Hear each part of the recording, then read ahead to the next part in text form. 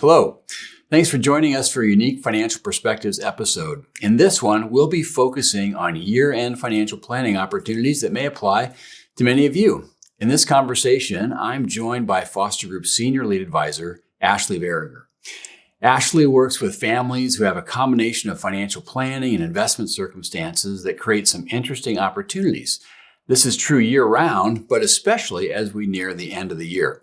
So Ashlee's background as an attorney and a trust officer has given her insights and experiences that I'm looking forward to talking about today. So Ashlee, welcome. Thank you so much, Ken. I love year-end planning. I think this is going to be a fun conversation. All right. Well, I know it's going to be a little different based on what we talked about before. So in your work as an advisor, Ashlee, what's the one thing that you encourage, or maybe just one thing, not the one thing, but what is one thing that you encourage clients to think about as the year-end approaches? Well, year end is such a huge topic, and there's so many directions that you can go with this. So my encouragement is going to be a little bit different from your standard year end fare. Maybe not so much the harvest some tax losses or consider a Roth conversion. I'm not saying don't do those things. Absolutely talk about those with your advisor.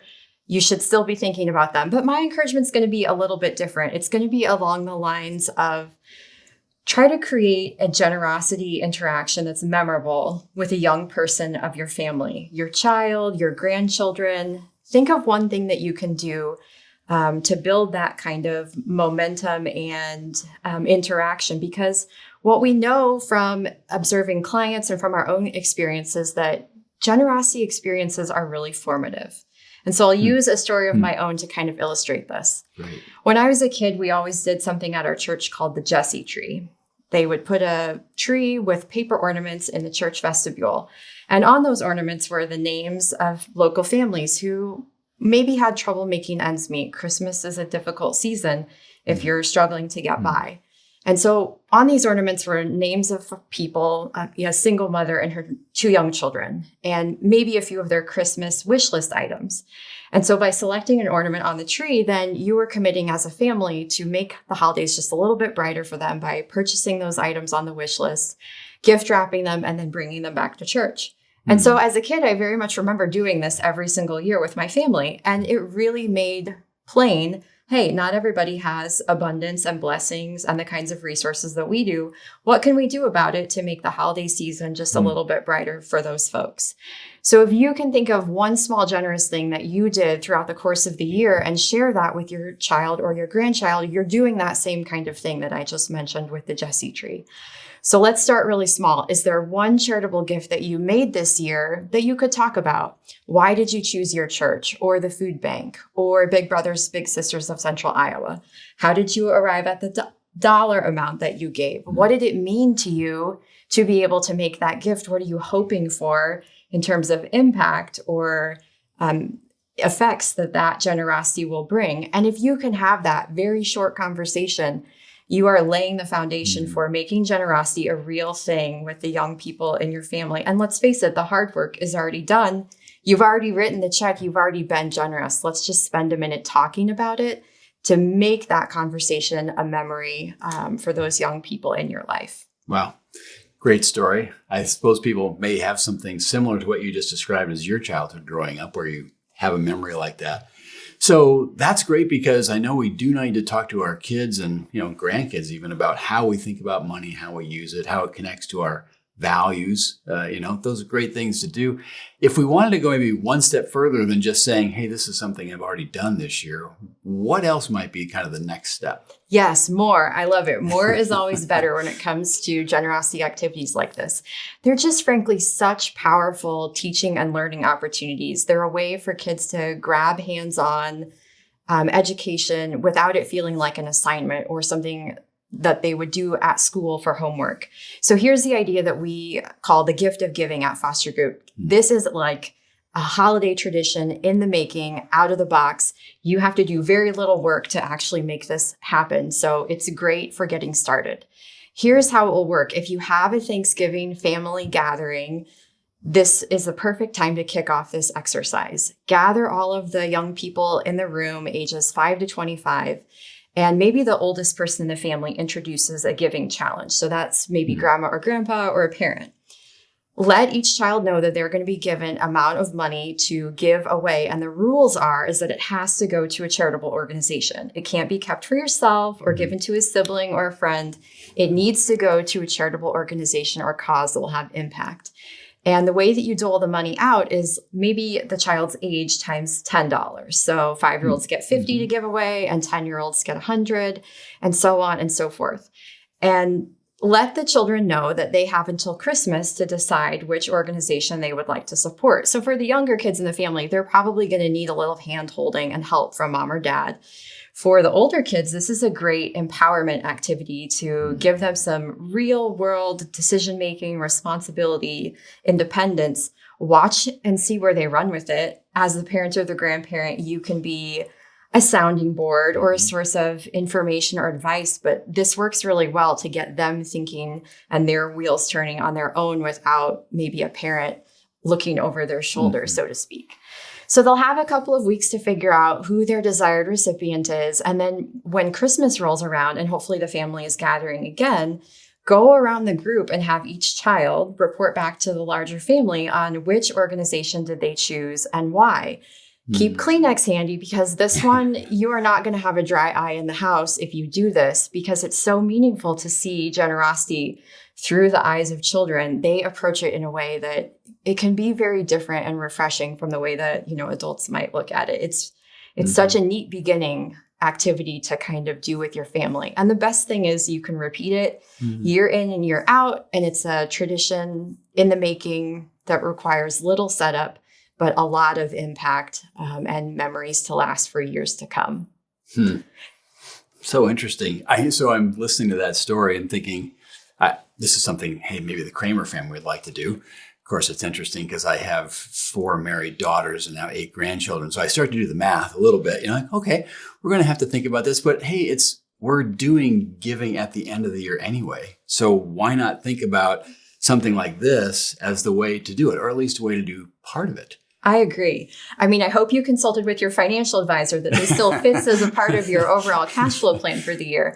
But I think you're absolutely right. If you're already doing it anyway, this is an excellent way to involve your family and to really build not only the family tradition, but also lay the groundwork for, hey, you're doing generosity education. You're doing money education. It's really difficult for a lot of adults to do that without an activity like this to kind of set the framework or act as an instruction manual for it.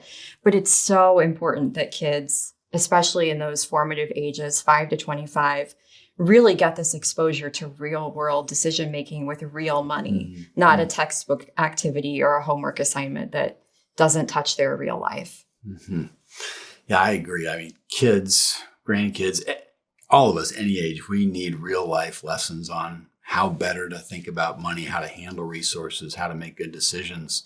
So when we think about this and this kind of thing, why is it so important, do you think, that we use maybe examples like this to model, in particular, let's say, generosity as part of the family culture? Well, modeling generosity is important because it's a way to educate about money and financial skills without having it explicitly be about money and financial skills.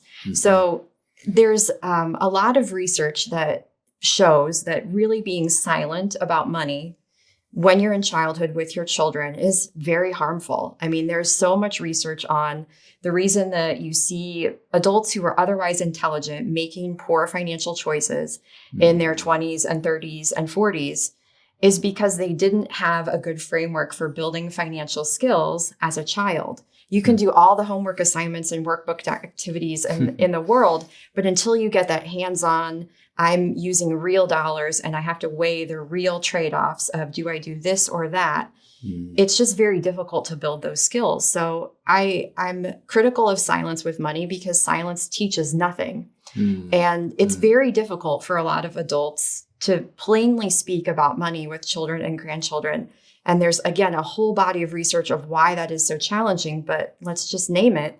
It's based on an outdated belief that a lot of us were raised with, that talking about these topics is just wrong or rude or inappropriate or impolite. And we need to jettison those things that aren't serving us well so that our kids are not repeating some of those challenges and difficulties that maybe we had to experience as young people, learning it on our own for the first time with not a lot of guidance or instruction. So if we can use tools like this gift of giving to do generosity education, to do money education without it feeling awkward or stilted, oh my gosh, that is going to pay such dividends for the young people in your life, your kids and your grandkids, because there's just no substitute for hands-on interaction to build skills. And so my advice is, hey, start early. Kids as young as 3 can begin to understand simple money concepts, which is kind of horrifying. If you think about it, kids are starved for learning about real world money decisions. They really have a hunger for watching their parent or grandparent actually interact with money. And start really small, like this activity around Christmas. One thing, just one small activity like this is so much better than nothing, because we know silence teaches nothing. So let's do something. It doesn't have to be everything, and it doesn't have to be perfect. But if you can start with this one thing, that's going to have a real impact. I think what you said there about let's do something, it doesn't have to be perfect. Sometimes when we think about money lessons or wanting to teach about anything, we get wrapped up into, oh my goodness, I need to have just the right words. I need to have just the right setup. The thing I like about this is it's really not an opportunity for any of us to teach something or have something that we have to communicate in a didactic kind of okay, I'm going to give you these 5 points why we should be generous. Instead, it's just, we're going to do this project together.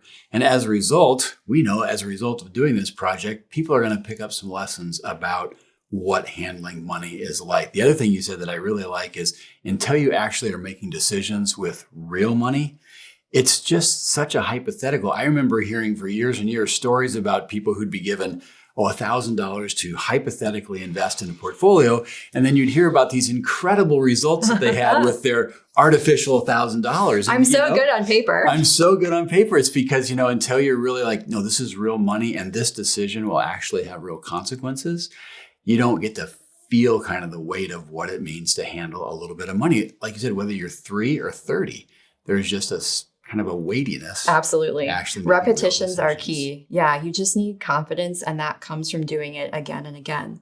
And so what are the ways that we as family members can engineer situations that give the young people an opportunity that feels real? You don't have to be a gifted educator, right, to do this. You don't have to be the world's best classroom instructor. In fact, it's almost better if you aren't, because the idea is to learn together, not for a parent to teach a child on this or a grandparent to lecture to, a grandchild. Yeah. Very cool. Great stuff. Well, Ashlee, thanks for joining us today and for sharing this very practical idea about how to multiply the impact of year-end giving. The idea and spirit of generosity fits right in with our podcast goal to provide information and ideas that encourage people to be educated and prepared optimists. And sharing your generosity with future generations help to pass that optimism on. If you're enjoying Financial Perspectives as a podcast, please help us spread the message of educated optimism by liking us on your podcast app. Ashlee, thanks again for joining us today. Yes, thank you, Ken. This was a blast. Until next time, thanks for investing some of your valuable time and attention with us today.